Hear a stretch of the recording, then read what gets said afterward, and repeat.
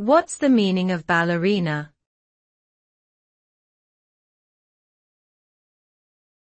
Ballerina.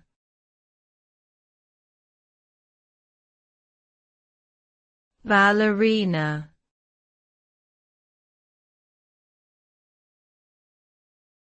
Ballerina.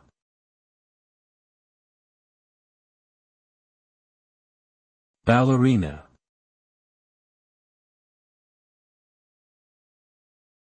Ballerina is a term used to describe a female ballet dancer.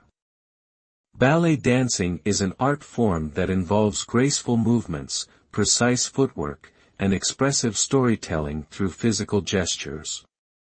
Ballerinas are highly trained dancers who specialize in classical ballet techniques.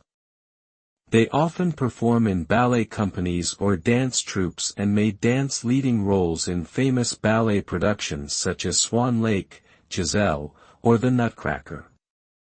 Ballerinas must have exceptional flexibility, stamina, and balance, as well as a passion for dance. The term ballerina is also sometimes used to describe male ballet dancers, although the more common term for them is dancer.